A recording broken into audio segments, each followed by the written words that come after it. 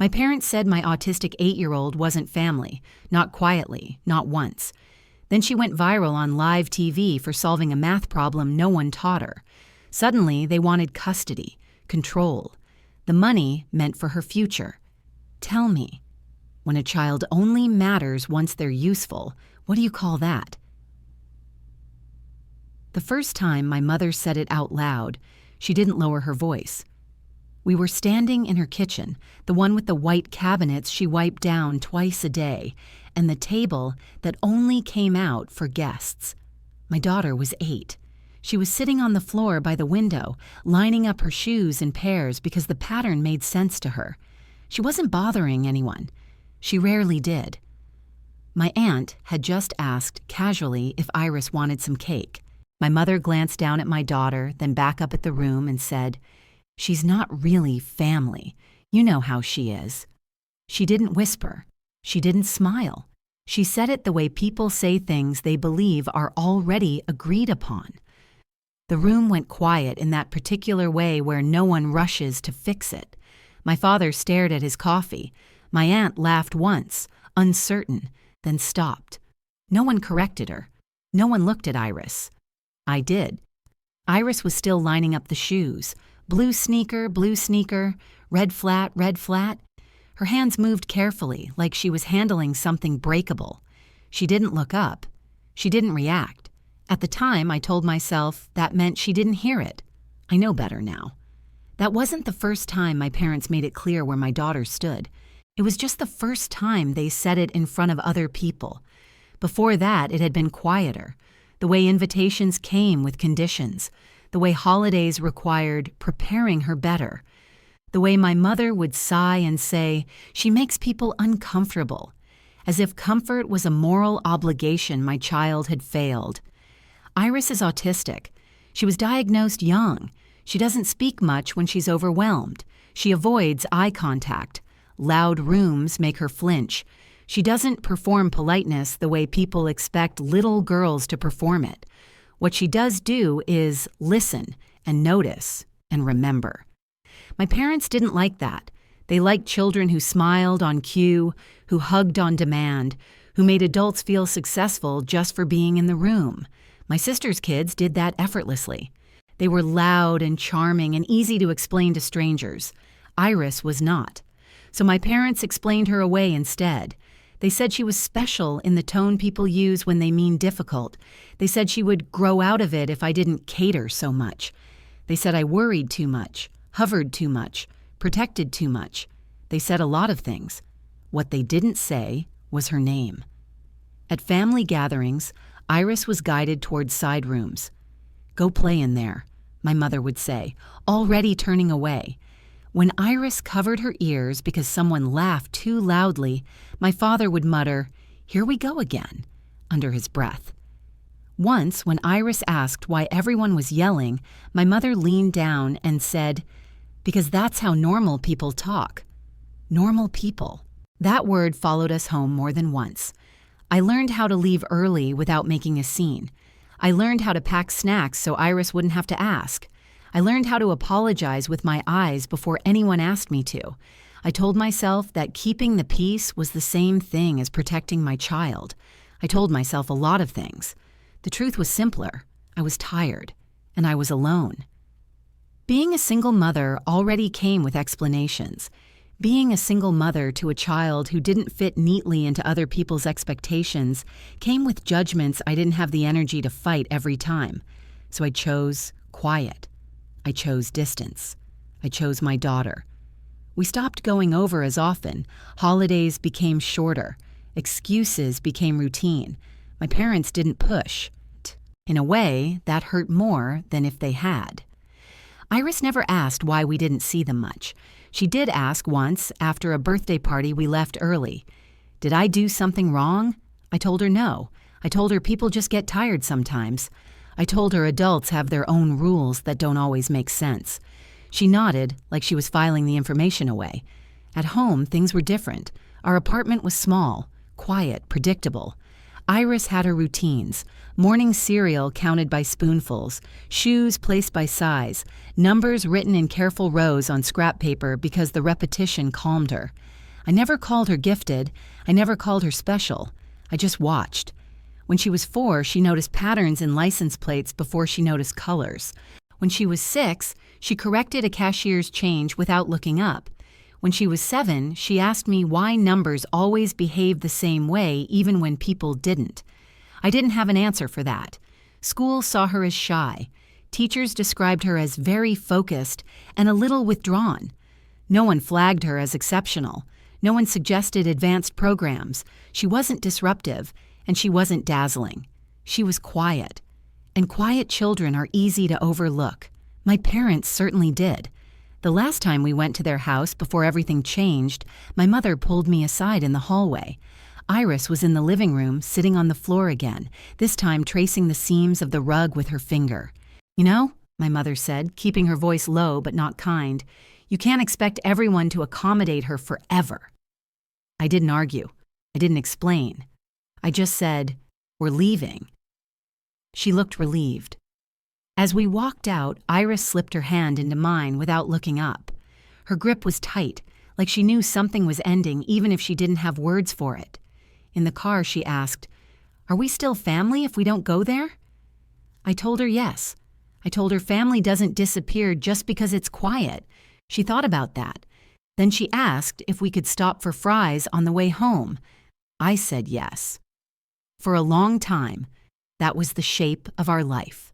Small, contained, safe. My parents didn't call much after that. When they did, it was brief, polite, distant. Iris wasn't mentioned, not by name. If someone had told me then that one day my mother would introduce Iris to strangers as our brilliant granddaughter, I would have laughed. If someone had told me that the same people who said she wasn't family would one day fight to put their names next to hers, I would have said they were mistaken. At that point, Iris was just my daughter, a quiet child with careful hands, a child my parents had already decided didn't belong. And then, one ordinary morning, a camera kept rolling. Numbers were where my daughter went when the world felt too loud. I didn't notice it at first.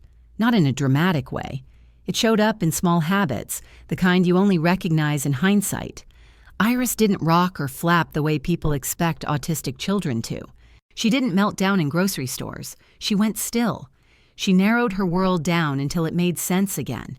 For her, that world was numbers. At home, she wrote them everywhere, on scrap paper, on the backs of envelopes, on the whiteboard I bought her because she kept erasing the fridge calendar with her finger. She wrote them in rows. Sometimes she rewrote the same sequence over and over, correcting tiny imperfections I couldn't see. I asked once why she liked numbers so much. "They don't pretend," she said. That was it. No explanation, no metaphor, just that. Numbers didn't change their tone when they were tired. They didn't smile and mean something else. They didn't punish you for being quiet or reward you for being charming. If you followed the rules, they behaved. Every time. Iris liked that. I never sat her down to teach her. I never drilled her or pushed flashcards across the table. I didn't have a plan. I didn't have the money for tutors even if I had wanted them. Most nights, it was just the two of us at the kitchen table, me paying bills, her filling page after page with neat little columns. Sometimes she'd slide a paper toward me and ask, "Is this right?" Sometimes I didn't know. I learned to say, "Let's check." She liked that answer better than praise. School was a different story. Iris did fine. Not exceptional, not alarming. Her teachers described her as capable but distant. She followed instructions exactly. She finished her work early and then sat with her hands folded, waiting. Waiting children make adults uncomfortable. In first grade, a teacher suggested she join a social skills group. In second grade, another suggested occupational therapy for classroom engagement. No one suggested enrichment. No one suggested advanced math. She wasn't disruptive, and she wasn't showy. She didn't raise her hand unless she was certain. She didn't guess. She didn't compete. So she blended in. At parent-teacher conferences, I learned how to translate my daughter into acceptable language. She does better with structure. She prefers independent work. She needs time to process. The truth was simpler. Iris didn't see school as a performance. She saw it as a system, and systems were only interesting when they broke. She noticed patterns her worksheets never asked about.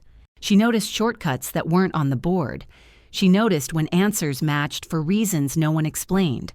Once, after a math quiz, she asked why the teacher marked one problem wrong when the answer was still correct. "Because that's not how we taught it," the teacher said. Iris nodded. She erased the method she'd used and rewrote the approved one.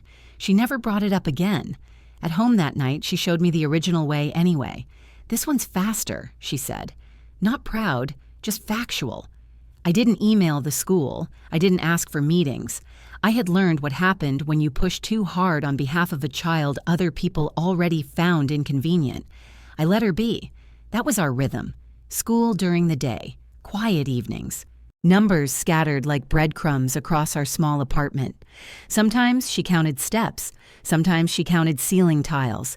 Sometimes she asked questions that stopped me mid-sentence. "If you add the same thing to both sides," she said once, "why does it stay fair?" I asked what she meant. "Like when people argue," she said. "If you change the rules, it's not fair anymore." I didn't know how to answer that either. My parents didn't ask about her schoolwork.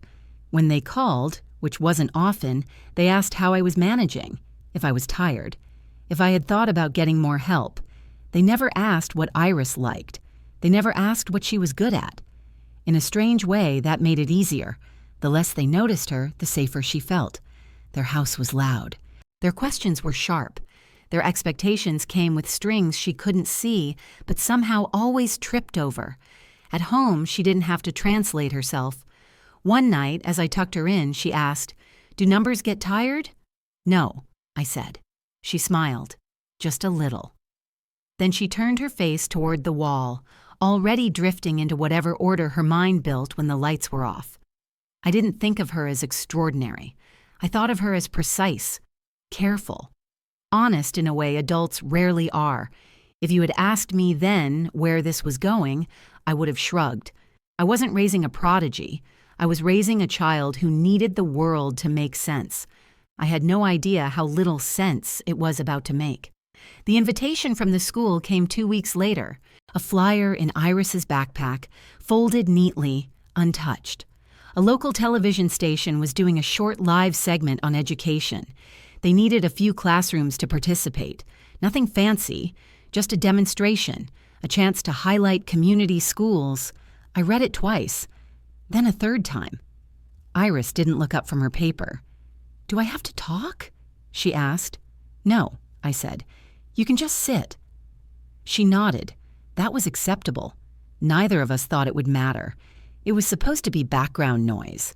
A camera, a classroom, a few polite questions. I packed her lunch like always. I braided her hair the way she liked, tight enough to stay put, loose enough not to hurt. When she left for school that morning, she paused at the door. "Mom," she said. "Yes?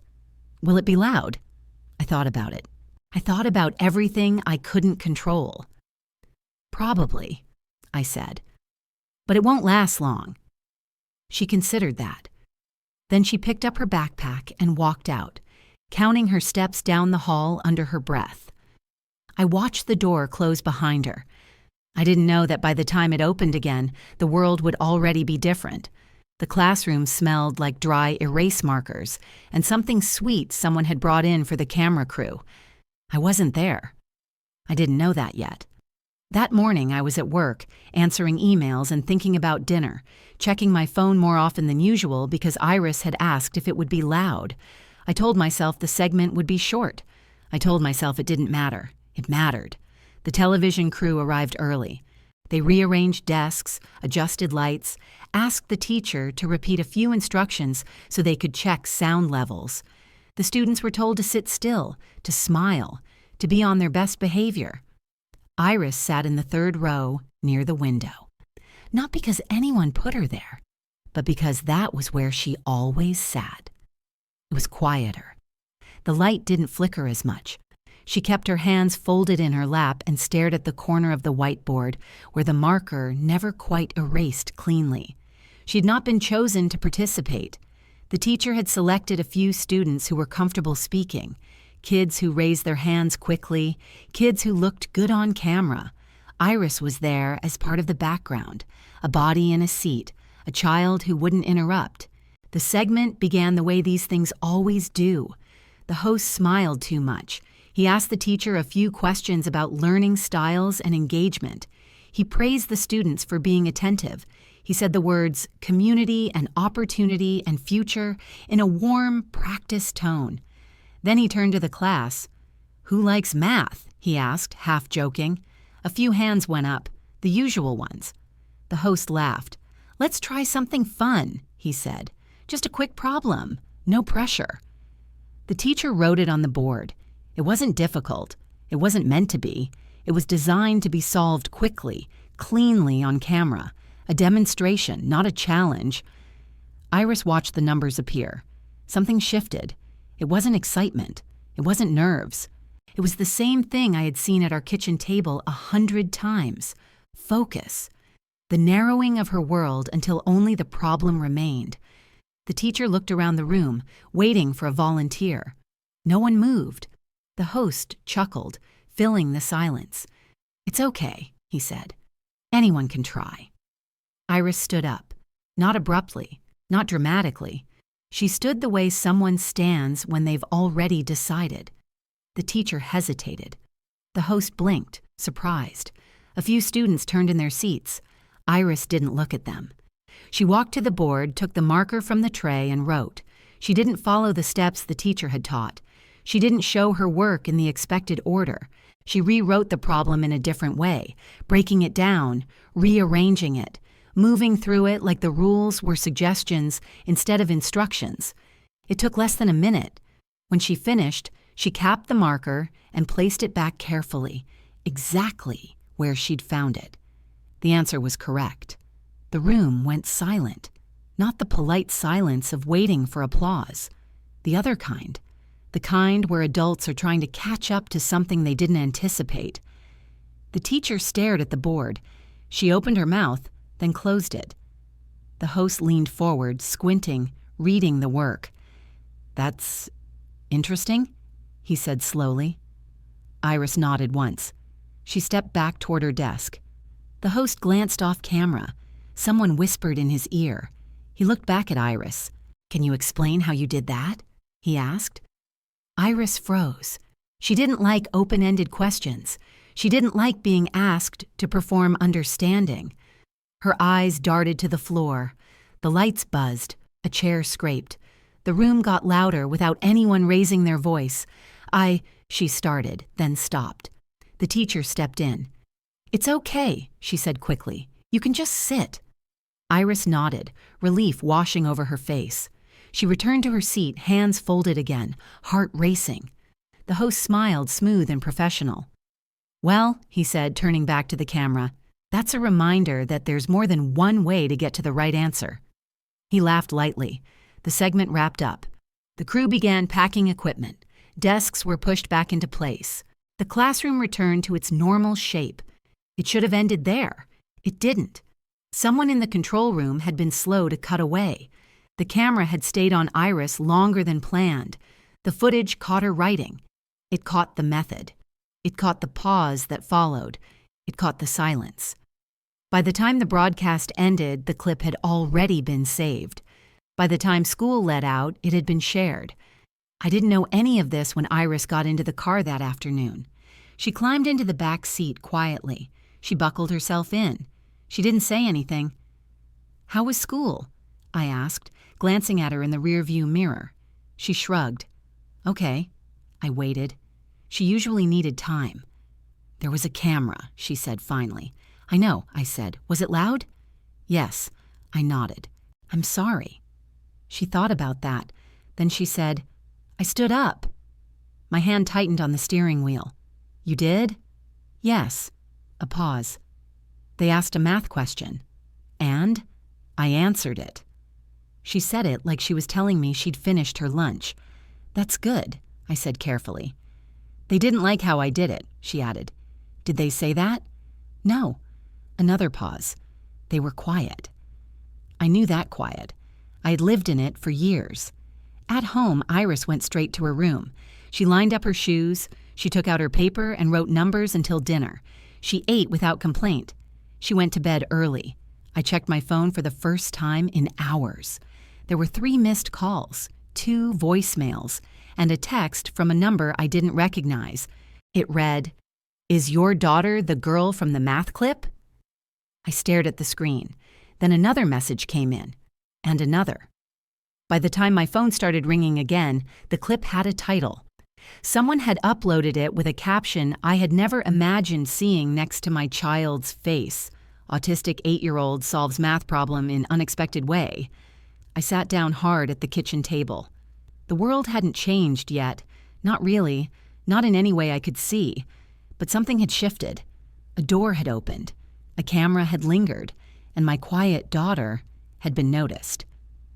The first call came before I finished my coffee the next morning. I didn't answer it. I rarely answered unknown numbers. Being a single mother teaches you which calls matter and which ones drain you. I let it ring while I packed Iris's lunch, while I checked her backpack, while I reminded myself that viral things burn out quickly. Then the second call came. Then the third. By the time Iris was tying her shoes, my phone was vibrating against the counter like it had somewhere urgent to be. I flipped it face down and focused on her braid, pulling it tight enough to stay neat, loose enough not to hurt. She didn't ask why my hands were shaking. At school, drop-off, parents were clustered closer than usual. A few looked at Iris too long. One woman smiled at me like she knew something I didn't. "Your daughter was on TV," she said, not unkindly. "Yes," I said, briefly. She nodded. "My sister sent me the clip." I drove to work with the radio off. When I finally checked my phone, there were emails, messages, a voicemail from the school asking me to call back when I had a moment. There was also a text from my mother. It simply said, "I saw the video." No punctuation, no question mark. She hadn't called me in weeks. I didn't respond. At work, I tried to concentrate. I answered emails. I went to a meeting. I failed to hear most of what was said. Every time my phone lit up, my chest tightened. Around noon, I stepped into an empty conference room and returned the school's call. They were excited. Careful, but excited. The principal told me the clip had gained traction. A representative from the district had reached out. A few organizations had emailed asking about Iris's educational pathway. I asked what that meant. "Well," she said, "there may be opportunities." Opportunities was a word that sounded generous and felt dangerous. I picked Iris up early that day. She climbed into the car, already covering her ears before the door fully closed. "They were talking about me," she said. "I know," I said. "I'm sorry." "Am I in trouble?" "No." I kept my voice steady. "You did nothing wrong." She relaxed a little, then asked, "Do I have to do it again?" "No," I said. "You don't have to do anything." She watched the houses pass by. People looked at me. "I know." She nodded, accepting that answer the way she accepted most things, without argument, without comfort. We got home, and she went straight to her room. I checked my phone again. The clip had crossed platforms. Someone had added music. Someone else had slowed it down, zoomed in on the board, circled her solution in red. Comments stacked faster than I could read them. Most were impressed. Some were confused. A few were cruel in the lazy way people are when they don't see a real child on the other side of the screen. I shut it off. The doorbell rang an hour later. I didn't answer it.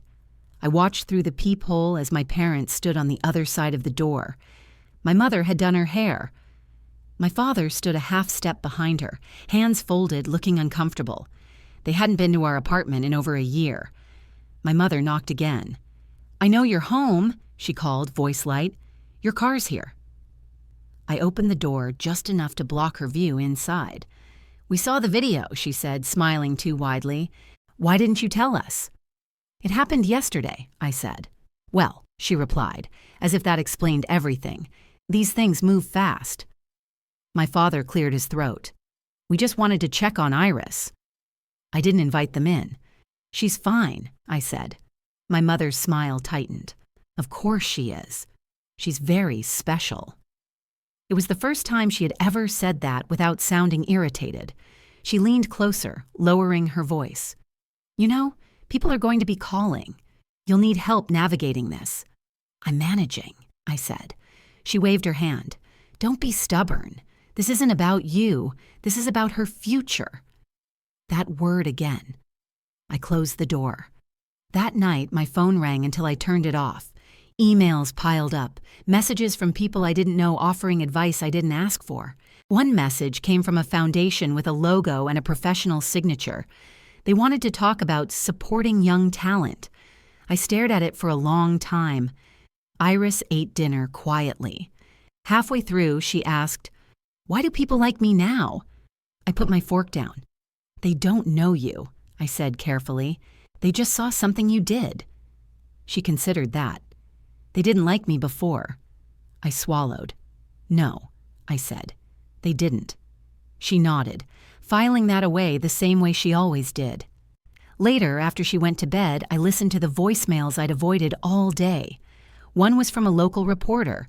Another was from a math enrichment program. The third was from my mother again. Her voice was warm, almost cheerful. "Call me," she said. "There are people reaching out to us. We should talk as a family." Us. The next morning, my mother posted the clip on her social media page. She captioned it with a photo she must have pulled from my profile, one I didn't remember giving her permission to use. Iris was younger in it, quieter, sitting at a table with blocks lined up in careful rows. "So proud of our brilliant granddaughter," my mother wrote. "We always knew she was special." I stared at the screen until my eyes burned. She tagged my father. She tagged my sister. People commented congratulations. Some asked questions. My mother replied quickly, confidently, like she had been waiting for this moment. I realized then that she wasn't surprised. She was ready. By the end of the week, she was answering emails meant for me. I found out because a foundation forwarded a thread asking to confirm a detail my mother had provided about Iris's educational needs. They addressed it to both of us, my name and my mother's, side by side. I called her immediately. "We're just helping," she said smoothly. "You're overwhelmed. Someone has to handle the logistics." "I didn't ask you to," I said. "You didn't need to," she replied. "This is family." I hung up shaking. That night, Iris stood in the doorway of the kitchen, watching me scroll through my phone. "Are we famous?" she asked. "No," I said. "You're not." She looked relieved. Then she asked very quietly, "Am I family now?" The question landed harder than any headline. I didn't answer right away. I pulled her into my arms instead, feeling how small she still was, how much the world had already decided to take from her without asking. "Yes," I said finally. "You always were." She nodded against my shoulder. Behind us, my phone lit up again. The paperwork came before the conversations. That was the first thing I learned, not from a lawyer or a headline, but from an email that looked harmless enough if you didn't know how to read between the lines. It arrived on a Tuesday afternoon while Iris was at the table sorting pennies by year. The subject line said, "Guardian Confirmation Educational Support." I opened it expecting a mistake. The message thanked the family for their interest. It referenced prior correspondence. It outlined next steps. And then it listed the legal contacts on file. My name was there. So was my mother's. I read it twice, then a third time, slowly, carefully, like numbers, like patterns, like something that might reveal itself if I stayed still long enough. "Temporary co-guardian," the email said, "for educational and financial coordination." I didn't understand how those words could exist without me knowing. I called the number at the bottom of the message. A polite woman answered. She sounded busy, efficient, kind in the way professionals are kind when they believe everything is in order. She explained that given the volume of interest and Iris's age, the foundation required a responsible adult to handle coordination. Since my parents had reached out early and provided documentation, they were listed as temporary co-guardians for limited purposes. Limited how? I asked. Administrative, she said. Educational, financial. I asked how long this had been in place. She checked her screen. Just under 3 weeks. 3 weeks. That was how long my mother had been answering emails meant for me. How long she'd been speaking on Iris's behalf. How long decisions had been made without my voice in the room. I didn't sign anything, I said. There was a signature on file, the woman replied gently, from a previous medical consent form. It allowed for educational coordination. I closed my eyes. I remembered that form. Years ago. A routine document so my parents could take Iris to an appointment when I was working. I had signed it without thinking twice. Family, trust, convenience. They hadn't forged anything. They had reused it. The woman apologized for the confusion. She told me this could all be clarified. She suggested a call with everyone present. She suggested patience. After I hung up, I sat at the table and stared at the pennies Iris had lined up. They gleamed under the kitchen light, orderly, predictable. My hands were shaking. I didn't confront my parents right away, not because I was afraid, but because I needed to understand the shape of what had already happened. I went through my inbox. I searched my mother's name. I searched Iris's. There were threads I had never seen, conversations I hadn't been copied on, plans discussed as if they were already agreed upon. My mother had described Iris's needs in clinical language. She had spoken about structure, about management, about protecting a gifted child from being overwhelmed by a single parent. She had not mentioned Iris's sensory sensitivities. She had not mentioned her routines. She had not mentioned her voice. She had mentioned herself. That evening, Iris pushed her pennies into neat stacks and asked if she could count my change. Of course, I said. She worked silently, lips moving. When she finished, she slid the coins back to me. Everything matches, she said. I nodded, though I hadn't checked. Mom, she asked, not looking up, why do people keep calling? I took a breath. Because they want to help. Do they want to help me? She asked. Or the math? The question was so precise it hurt. I don't know, I said honestly. She considered that. Then she said, I don't like talking to them. I know, I said. They ask too many questions, she continued. They don't wait. I swallowed. You don't have to talk to anyone you don't want to. She nodded, satisfied. Then she asked, Am I in charge of the money? I froze. What money? I asked carefully. The money for me, she said. Grandma said it's for my future. My chest tightened. When did she say that? On the phone, Iris replied. She said I should be good so people keep helping.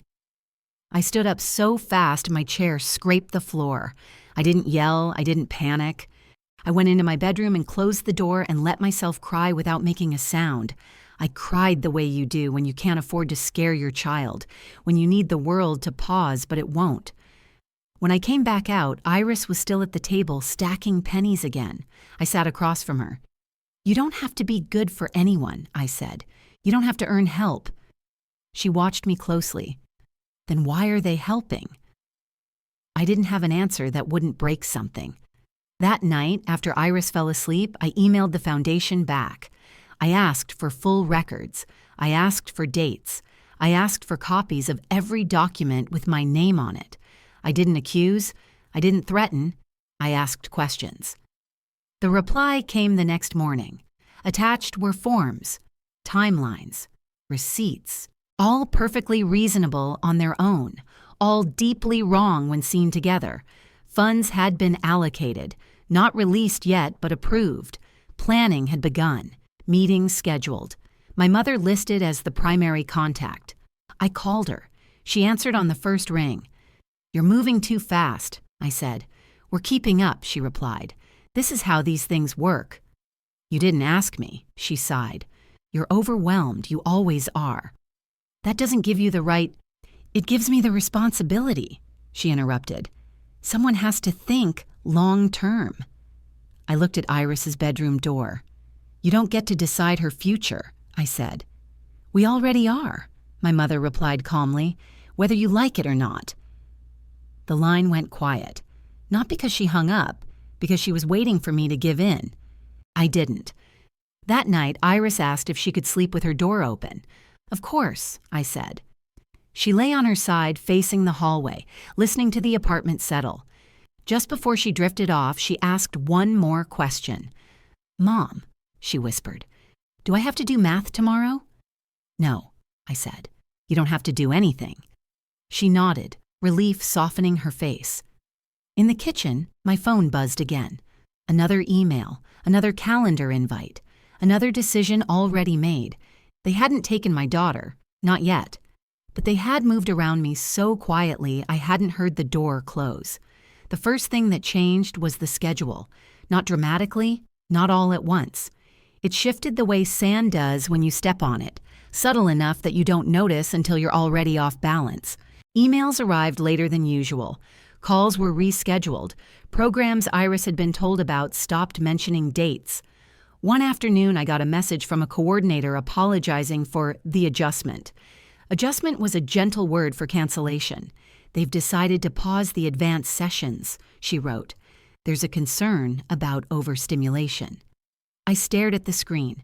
Overstimulation had never stopped anyone from calling my daughter, from asking her to explain herself, from expecting her to perform curiosity on demand. It only seemed to matter when it justified removing her from something she enjoyed. I asked who had raised the concern. The reply came an hour later. Her co-guardian. I didn't tell Iris right away. I waited until dinner, until she'd eaten most of her food, and the day had settled into something manageable. She noticed anyway. She always did. Am I still going on Thursdays? She asked, eyes fixed on her plate. I paused. Not this week. Why? They're changing things. She thought about that. Did I do something wrong? No, I said quickly. No, Iris, this isn't about you. She nodded, but I could see the calculation happening behind her eyes, the quiet math of cause and effect. That night, she didn't write numbers. She lined up her books instead, adjusting their spines until they were perfectly even. When I asked if she wanted help, she shook her head. I'm thinking, she said. Thinking was her way of coping when something didn't make sense. Over the next few weeks, more things disappeared. Invitations stopped arriving. Emails were answered by my mother before I could respond. Decisions were explained to me after they'd already been made. Every explanation came wrapped in concern. She's had a lot of attention. We don't want to push her. This might be too much for you. For me. As if my ability to mother had suddenly become the liability. Iris began asking fewer questions out loud and more in whispers, usually at night, when the apartment was quiet enough for her thoughts to feel safe. Do they still like me? She asked one evening, staring at the ceiling. Who? I asked. Everyone. They don't know you, I said. They like what they saw. She frowned. What if they don't see it again? You don't owe anyone that, I said. She turned onto her side. Grandma says people stop helping if you don't try. My stomach dropped. When did she say that? I asked. Yesterday, Iris replied. On the phone. I sat up. What did she say exactly? Iris closed her eyes, searching for the words. She said, I have to be good and smart and not difficult, so people keep helping. I felt something go cold in my chest. That's not true, I said, keeping my voice even. You don't have to earn care. But if I stop being good, Iris said softly, will they stop liking me? The question landed between us, heavy and sharp. I didn't answer right away. I took a breath, the way I'd learned to do when my emotions threatened to move faster than my words. No, I said finally. Anyone who stops liking you because you're tired isn't liking you. They're using you. She absorbed that slowly. The next morning, Iris started covering her ears when my phone rang. Not every time, just enough for me to notice. She flinched when the notification sound went off, even when it wasn't for her. I changed the tone. Then I silenced it completely. At school, her teacher emailed to say Iris seemed distracted, less engaged. She was still finishing her work, but she'd stopped offering answers even when she knew them. "She's pulling back," the teacher wrote. "Have there been changes at home?"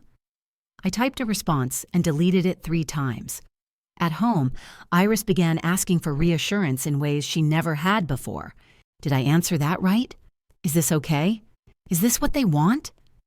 Each question chipped away at something inside me. One evening, I overheard Iris on the phone with my mother. I hadn't realized my mother had called. Iris answered before I could stop her. "Yes," Iris said, voice careful. "I can do it." A pause. "Yes, I'll try." I stepped into the room. "Who are you talking to?" Iris jumped, startled. She handed me the phone without protest. My mother's voice came through, calm and familiar. "I was just encouraging her," she said. "She needs confidence." "Encouraging her to what?" I asked. "To keep her edge," my mother replied. "People are watching." "They shouldn't be," I said. "Well, they are," she said. "This isn't a hobby. This is an opportunity." "For who?" I asked.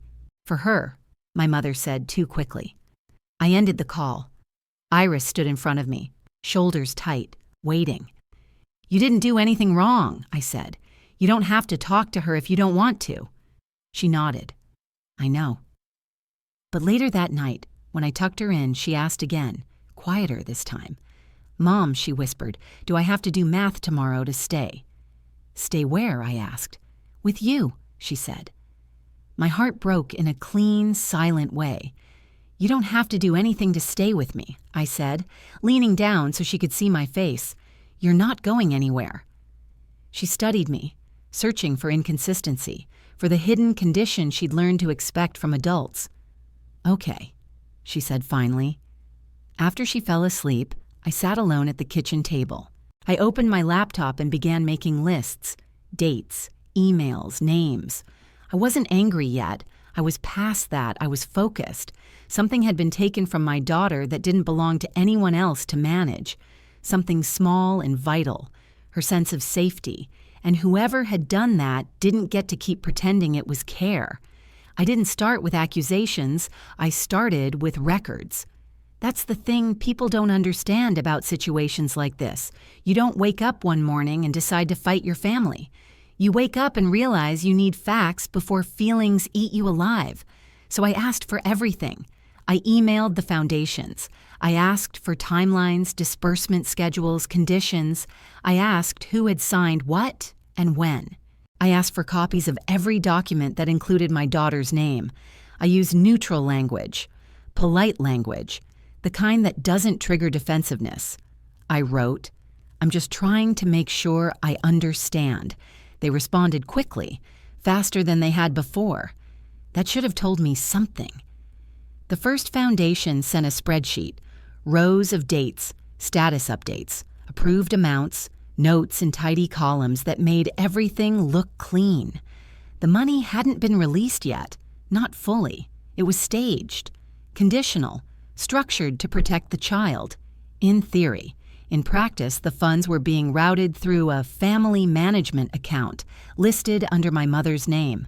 Temporary, administrative. Perfectly reasonable on paper, except for one thing. None of it was set up in Iris's name.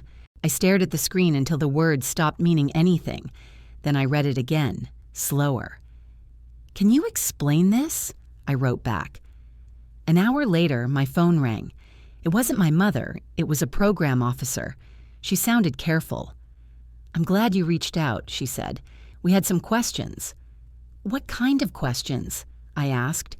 She hesitated. "We've never met your daughter." I closed my eyes. "All of our interactions," she continued, "have been through your parents. We were told that was best given her condition." Her condition? I felt my jaw tighten. "What else were you told?" "That she becomes overwhelmed easily," the woman said. "That limiting access would protect her." "And did you ever ask her?" I asked. There was a pause, not defensive, thoughtful. "No," she said. "We didn't." By the end of that call, I had 3 more emails in my inbox. other foundations, other coordinators, all polite, all careful, all asking versions of the same question. Why were the funds being managed by someone who didn't live with the child? That was the crack. I spent the next week reconstructing a trail I hadn't known existed. I matched dates to messages. I lined up approvals with phone calls. I watched how quickly decisions were made when I wasn't in the loop. The money hadn't vanished. That was the part people always assume, the part that makes for a cleaner villain. The truth was worse. The money was being used. Some of it went toward administrative costs. Some of it toward consultation fees. Some of it toward family stabilization. Those phrases appeared again and again, like a language designed to blur responsibility. When I asked my mother about it, she didn't deny anything. She laughed. "Do you think money just sits there?" she said. "Someone has to manage it." "Manage it for whom?" I asked. "For Iris," she replied, obviously. I pulled up one of the reports. "Why is your name on the account?" "Because she's 8, my mother said, as if that settled it. "She can't manage anything." "She has a mother," I said. "You mean you?" she replied. "You can barely manage yourself." I felt the urge to shout rise in my throat, hot and fast. I swallowed it. "What happens to the money if this all stops?" I asked.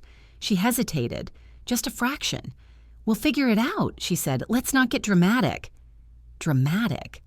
That night, Iris sat beside me on the couch, tracing numbers on her leg with her finger. "Did they take it?" she asked suddenly. "Take what?" I asked.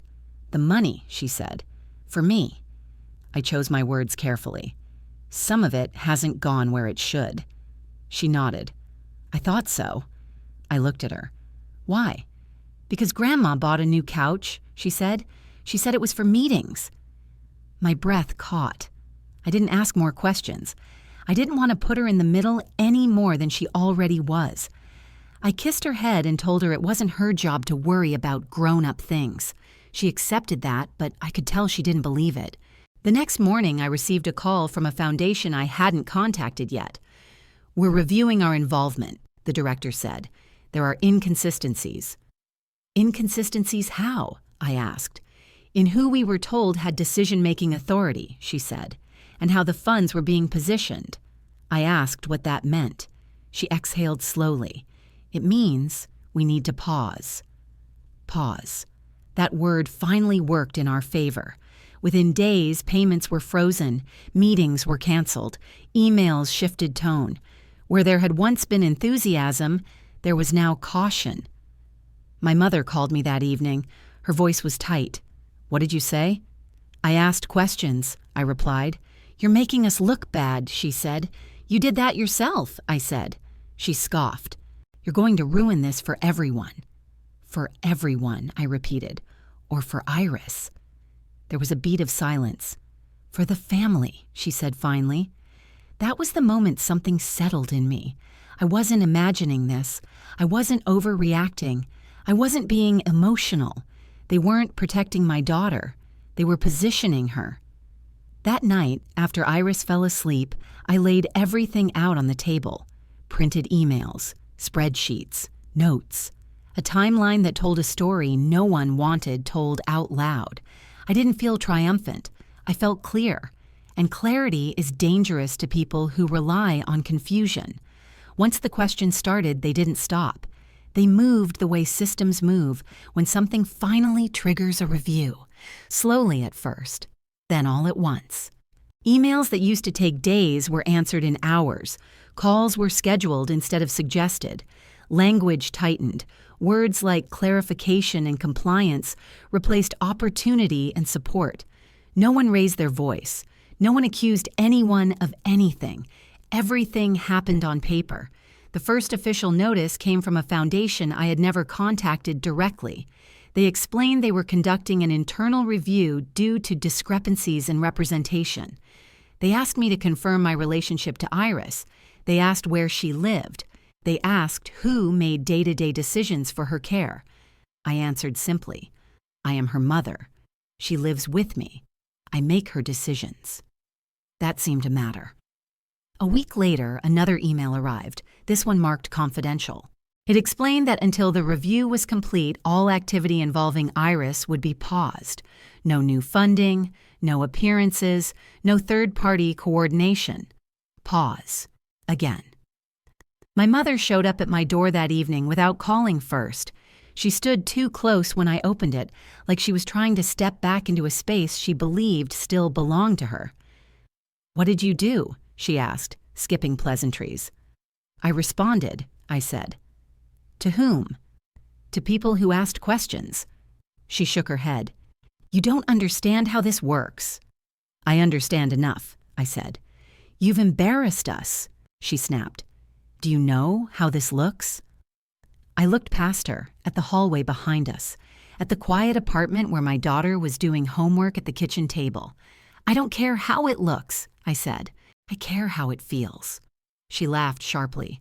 "Feelings don't run programs." "No," I said, "but they do determine who gets protected." Her face hardened. "You're overreacting. This was all for Iris." "For Iris?" I repeated. "Then why wasn't she asked?" My father spoke for the first time, his voice low. "She wouldn't understand."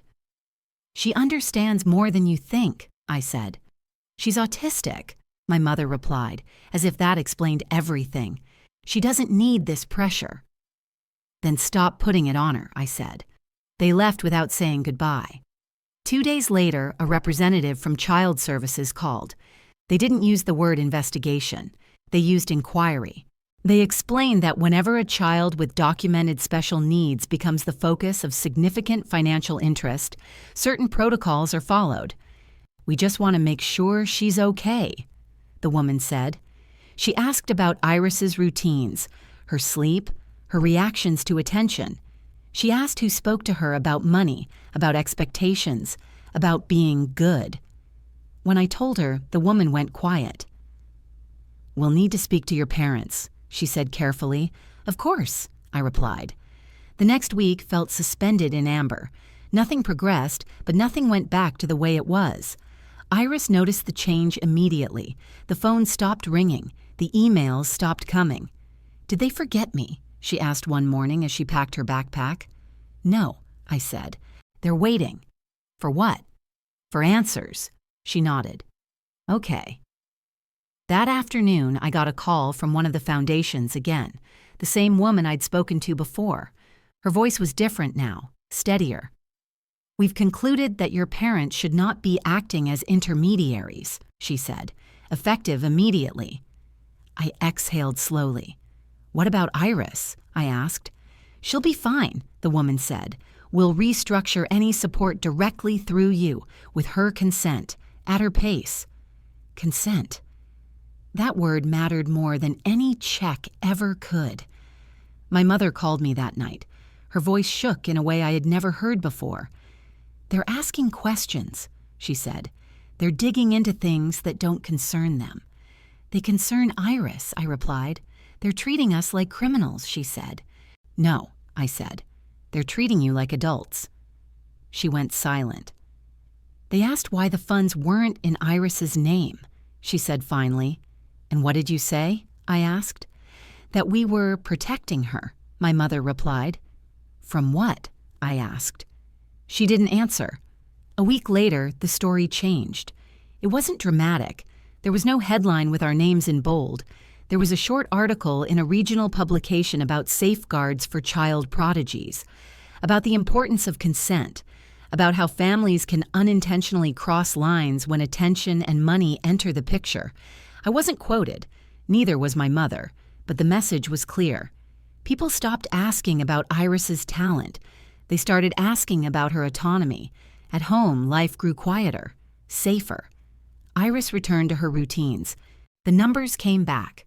The notebooks filled again. One night, as I tucked her in, she looked at me and said, "No one called today." "I know," I said. "I like that," she added. "So did I." She turned toward the wall, comforted by the familiar. As I stood up to leave, she reached out and caught my sleeve. "Mom," she said. "Yes?" "Do they still want me?" I thought about the last few weeks, about forms and meetings and pauses, about how easily people lose interest when control is removed. "I don't know," I said honestly. "But that's okay." She nodded. "I don't want them if they don't wait." That was when I knew we were past the worst of it, not because we had won anything, but because the world had stopped reaching for my daughter without asking. The quiet came back slowly. Not the sudden silence that follows a slammed door or a bad phone call. This was the kind of quiet that seeps in when something dangerous has finally passed. The phone stayed still on the counter. Emails went unanswered because there were none to answer. Our days began to look like themselves again. Iris noticed first. She stopped flinching when the notification light blinked on my screen. She stopped asking who might be calling. She went back to counting steps on the way to school, whispering the numbers under her breath like a spell that kept the world in order. At home, the notebooks reappeared on the table, not because anyone asked for them, not because anyone was watching, just because that was where she felt calm. I didn't push anything forward. I didn't chase new programs or opportunities. When a foundation reached out to confirm that future support would only happen with my involvement and only at Iris's pace, I thanked them and said we needed time. Time was the one thing no one had ever offered us before. My parents didn't come by again. They called once. My mother's voice was flat, clipped, like she was reading from a script she hadn't practiced enough. "They're asking us to return funds," she said. "It's humiliating." "How much?" I asked. She hesitated. "That's not the point." "It is," I said. "They're saying we overstepped," she continued, "that we didn't have full authority." I leaned against the kitchen counter and watched Iris through the doorway, sitting on the floor, arranging her books by height. "They're saying the truth," I replied. My mother exhaled sharply. "After everything we did for you." "For Iris," I corrected. Silence stretched between us. "They're treating us like we did something wrong," she said. "You did," I replied. She didn't argue. She just ended the call. That was the last time we spoke. There was no apology, no moment of realization, no tearful confession, just distance, solid and final. For a while, I wondered if I should feel sad about that. Then Iris asked me one morning, while she was putting on her shoes, "Are we still going to Grandma's house?" "No," I said gently. She nodded. "Okay." That was it. No follow-up questions. No grief.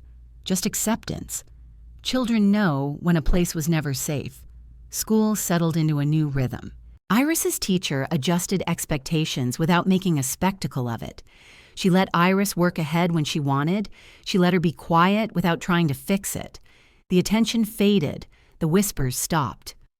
One afternoon, a few weeks later, Iris came home and told me something that made me stop in the doorway. "I talked in front of the class today," she said. I set my bag down slowly. "You did?" She nodded. "Ms. Carter asked if anyone wanted to explain their thinking." I raised my hand. I waited. I didn't rush her.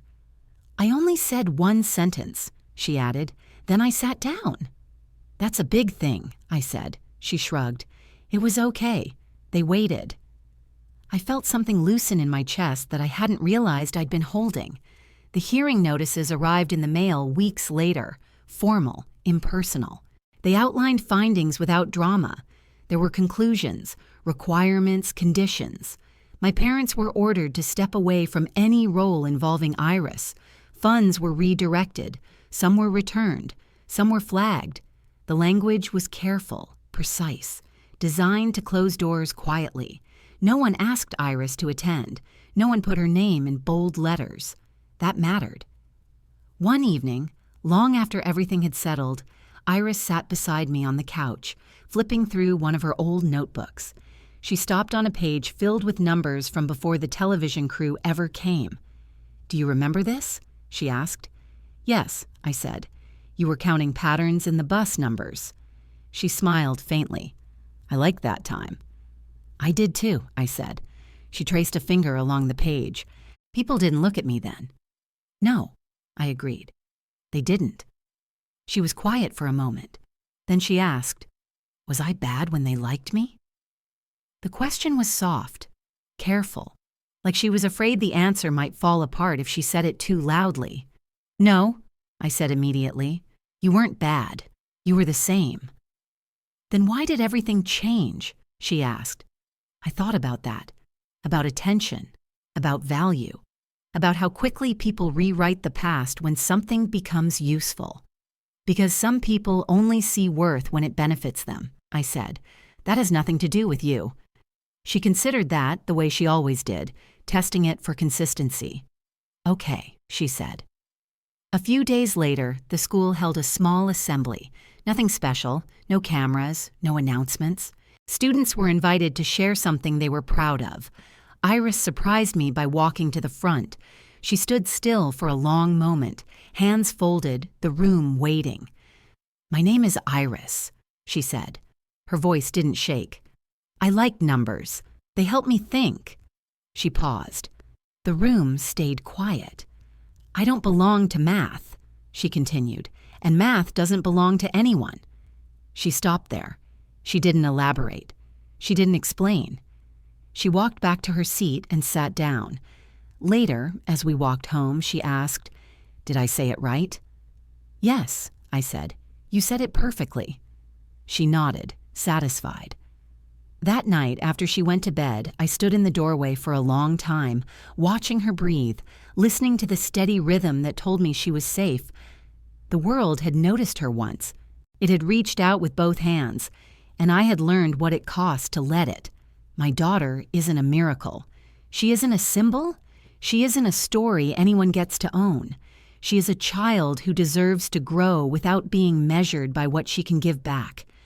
The moment my parents decided she was valuable, they wanted her close. That was how I knew they had never loved her, and that was how I knew exactly what my job was, to keep choosing her, even when it was quiet. Especially then. Some stories don't end with revenge. They end with protection. If this story made you pause, share it with someone who needs to hear it. Leave a comment if you believe children don't owe the world their talent to be loved, and follow for more stories where quiet courage matters most.